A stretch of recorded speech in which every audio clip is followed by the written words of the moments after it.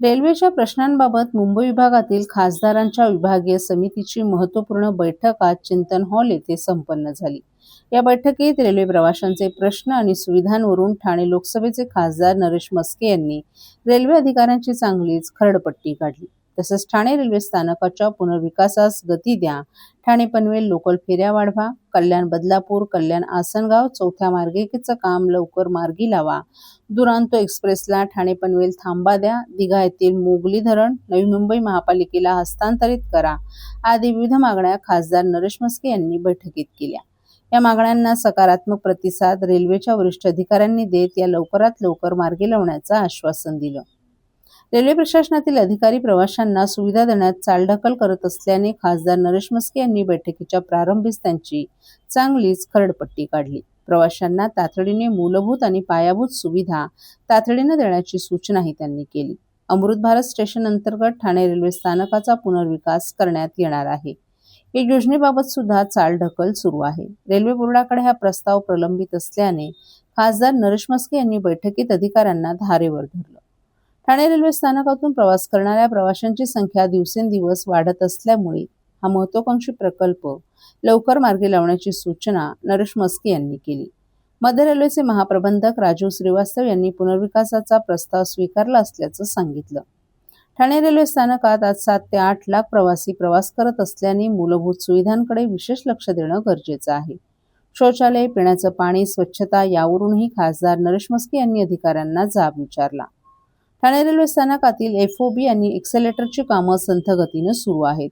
2 नवीन accelerator आणि 1 लिफ्टचं काम प्रस्तावित आहे. या कामांना गती देण्याची मागणी म्हस्के यांनी केली. कल्याण बदलापूर, कल्याण आसनगाव येथे चौथ्या मार्गिकेचं काम सुरू आहे. या कामाला गती देऊन काम पूर्ण करून अधिकच्या गाड्या या मार्गावर सोडण्याची तसंच ट्रान्स हार्बर मार्गावर ठाणे पनवेल ठाणे मार्गावर अधिकच्या लोकल सोडण्याची आणि मध्यरात्रीपर्यंत सुरू ठेवण्याची मागणी खासदार म्हस्के यांनी केली.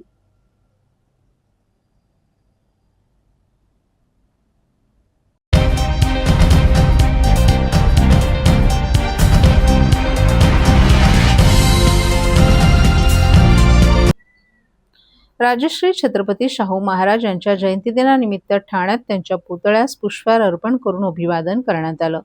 सामाजिक न्याय, समता आणि शिक्षणाच्या विचारांचा वारसा जपण्याचा संकल्प यावेळी उपस्थितांनी व्यक्त केला. या कार्यक्रमाला महाराष्ट्र प्रदेश काँग्रेस कमिटी अनुसूचित जाती विभागाचे उपाध्यक्ष नंदकुमार मोरे, ठाणे जिल्हा Republican party of India Gavai गटाचे अध्यक्ष चंद्रकांत वाघमारे, ठाणे शहर जिल्हा काँग्रेस कमिटीचे सचिव मनोज पांडे, रिपाईचे भास्कर केदारे, अनिल रोकडे तसंच काँग्रेस आणि रिपाईचे पदाधिकारी आणि कार्यकर्ते मोठ्या संख्येने उपस्थित होते.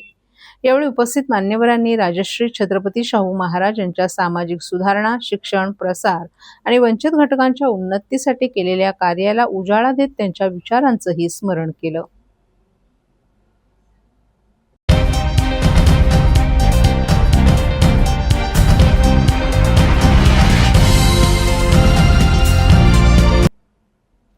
आणीबाणीच्या प्रसंगी किंवा अपघाताच्या वेळी गोल्डन अवरमध्ये त्वरित प्रथमोपचार मिळणं अत्यंत महत्त्वाचं असतं. अशा परिस्थितीत तात्काळ वैद्यकीय मदत मिळावी यासाठी रोटरी क्लबच्या वतीने ठाणे वाहतूक विभागाला आज इमर्जन्सी ट्रामा किट देण्यात आल्या आहेत. त्यामुळे आता इमर्जन्सी ट्रामा किट अपघातानंतरचा गोल्डन अवरमधील जीव वाचवणार असल्याचा विश्वास रोटरी क्लबच्या पदाधिकाऱ्यांनी व्यक्त केलाय. ट्रामा केअर किट हे अपघात, गंभीर जखमा किंवा जीवघेण्या परिस्थितीमध्ये दिली जाणारी प्रथमोपचार सेवा आहे. या सेवेत रुग्णाला झालेल्या दुखापतींचा त्वरित प्राथमिक उपचार देण्यात येतात. अपघात, रक्तस्राव आणि जीवघेण्या परिस्थितीमध्ये तात्काळ वैद्यकीय मदत देण्यासाठी वापरली जाणारी विशेष आपत्कालीन किट आहे. ट्रामा केअर किटमध्ये tourniquet, haemostatic gauze, chest seal, pressure dressing, trauma shears, hypothermia blanket या महत्त्वाच्या साहित्यांचाही समावेश आहे. ठाणे पोलीस आयुक्तालयाच्या हद्दीत सर्व 18 वाहतूक विभाग किट देण्यात आले आहेत. ठाणे शहर, कल्याण, डोंबिवली, उल्हासनगर, अंबरनाथ, बदलापूर आणि भिवंडी येथील रोटरी क्लब्स या उपक्रमात सहभागी झाले. या उपक्रमाचे ठाणे वाहतूक उपायुक्त पंकज शिरसाट यांनीही विशेष कौतुक केलं. ट्रामा किट ही गंभीर रक्तस्राव, छातीला झालेली खोल जखम किंवा शॉक यांसारख्या जीवघेण्या जखमांवर प्रथमोपचार करण्यासाठी बनवलेली आहे. रस्ते अपघात किंवा वाहनांची धडक, उंचावरून पडणे किंवा घसरून लागणं, डोक्याला गंभीर मार लागणं किंवा बेशुद्धावस्था, हाडे मोडणे, मणक्याची इजा तसंच गोळीबार, चाकू हल्ला किंवा इतर हिंसक घटना अशा प्रसंगी वेळ वाया न घालवता वाहतूक पोलीस तसंच रुग्णाला तात्काळ मदत मिळणार आहे.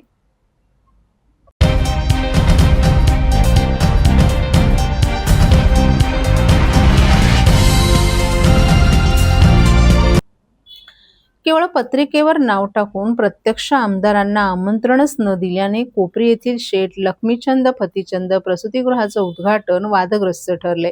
उद्घाटनानंतर आमदार संजय केळकर यांनी पाहणी करताना या प्रसूतिगृहाला कोणतीही कमतरता भासणार नाही यासाठी प्रयत्न करू असं सांगत प्रसंगी CSR फंड, सामाजिक संस्थांचं योगदान मिळवू अशी माहिती देखील दिली. कोपरी येथील शेठ लक्ष्मीचंद फतीचंद प्रसूतिगृहाचं उद्घाटन शुक्रवारी घाईघाईनं आटोपण्यात आलं. या उद्घाटनानंतर आमदार संजय केळकर यांनी या प्रसूतिगृहाची पदाधिकाऱ्यांसोबत पाहणी केली. यावेळी राजेश गाडे, कृष्णा भुजबळ, अमरीश ठाणेकर, विद्या कदम आदी पदाधिकारीही उपस्थित होते. या प्रसूतिगृहाला 8 महिन्यांपूर्वी केळकर यांनी भेट दिल्याचं सांगितलं.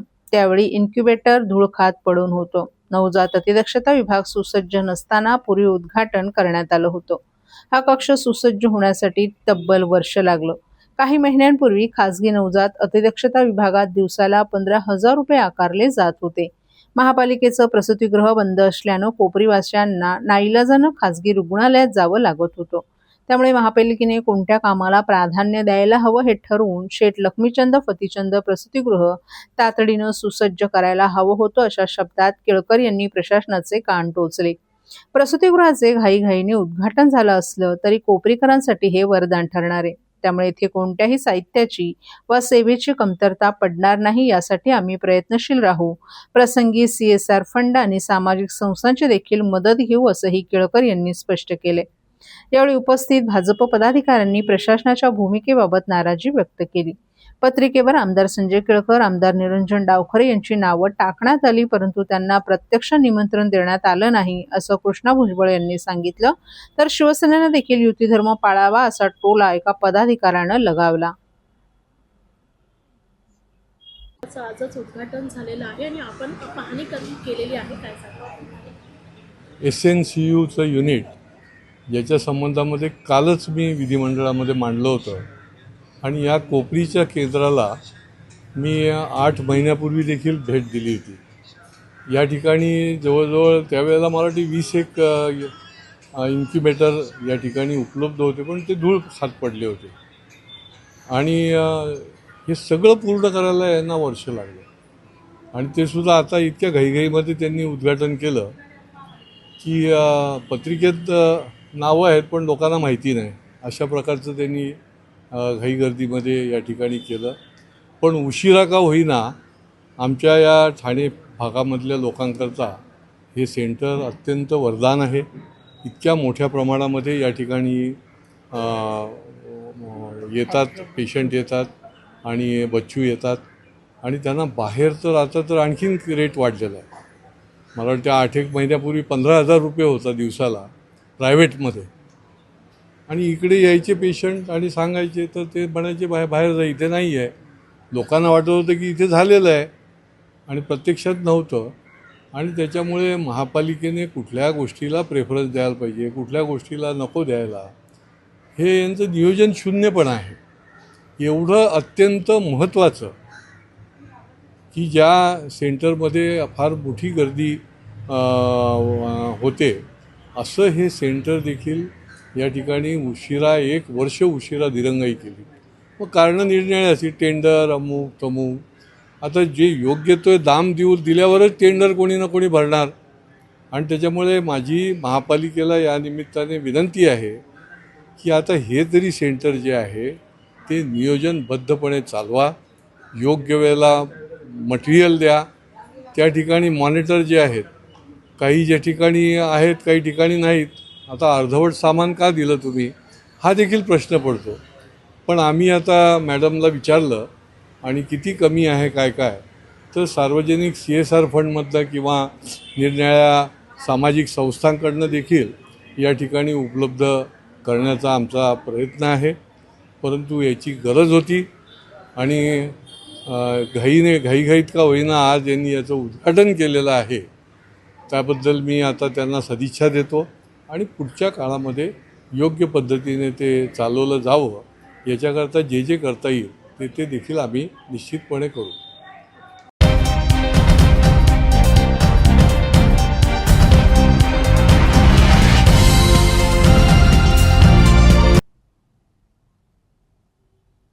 ठाणे जिल्ह्यातील वाढती पाणी टंचाई, वेगाने होणारे शहरीकरण आणि भविष्यातील जलसुरक्षेचा गंभीर प्रश्न आज विधान परिषदेत कोकण पदवीधर मतदारसंघाचे आमदार ॲडव्होकेट निरंजन डावखरे यांनी लक्षवेधी सूचनेद्वारे प्रभावीपणे उपस्थित केला. बारवी धरणावरील वाढता ताण, पाणी पुरवठ्याचं नियोजन, नव्या बांधकामांना दिल्या जाणाऱ्या परवानग्या आणि भविष्यातील पाणी नियोजनाबाबत शासनाने दीर्घकालीन धोरण जाहीर करावं अशी ठोस मागणी त्यांनी सभागृहात केली.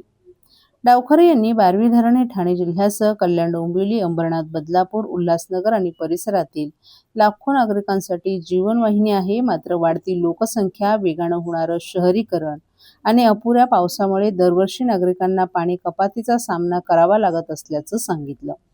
अनेक भागांमध्ये नियोजित पाणीपुरवठा बंद करण्याची वेळ येत असून या परिस्थितीवर कायमस्वरूपी उपाययोजना करण्याची गरजही त्यांनी अधोरेखित केली. मुरबाड तालुक्यासह काही औद्योगिक आणि नागरी वसाहतींना बारवी धरणातून पुरेशा प्रमाणात पाणी मिळत नसल्याकडेही त्यांनी लक्ष वेधत या भागांसाठी शासनाचं स्वतंत्र नियोजन काय आहे असा प्रश्न उपस्थित केला. उपलब्ध पाणीसाठ्याचं योग्य फेर नियोजन, औद्योगिक आणि नागरी वापरांमध्ये संतुलन तसंच भविष्यातील गरजा लक्षात घेऊन दीर्घकालीन जलधोरण तयार करण्याची त्यांनी मागणी केली. ठाणे महानगरपालिकेची लोकसंख्या सुमारे 15 लाखाहून 22 लाखाहून अधिक झाली असून कल्याण, डोंबिवली, उल्हासनगर, अंबरनाथ आणि बदलापूरमध्येही झपाट्याने शहरीकरण होत आहे. मात्र अनेक मोठ्या गृहनिर्माण प्रकल्पांना अद्याप अधिकृत पाणी जोडणी उपलब्ध नसून ते केवळ बोअरवेलवर अवलंबून आहेत. अशा परिस्थितीत पाणी पुरवठ्याची प्रत्यक्ष उपलब्धता तपासल्याशिवाय नव्या मोठ्या बांधकामांना परवानगी देऊ नये. तसंच प्रत्येक प्रकल्पासाठी स्वतंत्र जल उपलब्धता अहवाल अनिवार्य करण्याचे निर्देश त्यांनी शासनानं सर्व महानगरपालिकांना द्यावेत अशी मागणी केली. बारवी धरणाची साठवण क्षमता वाढवणे, भविष्यातील लोकसंख्येच्या गरजा लक्षात घेऊन नवीन जलस्रोत विकसित करणे आणि संपूर्ण ठाणे जिल्ह्यातील पाणी पुरवठ्याचा वस्तुनिष्ठ आढावा घेणारी जलसुरक्षा श्वेतपत्रिका नागपूर अधिवेशनापूर्वी जाहीर करण्याचीही त्यांनी मागणी केली. या चर्चेला उत्तर देताना पाणीपुरवठा राज्यमंत्री मेघना साकोरे बोर्डीकर यांनी बारवी धरण हे MIDCच्या मालकीचं असून त्यातून ठाणे, नवी मुंबई, कल्याण, डोंबिवली, उल्हासनगर, मीरा भाईंदर, अंबरनाथ, बदलापूर, मुरबाड आणि शहापूर परिसराला पाणीपुरवठा केला जात असल्याची माहिती दिली.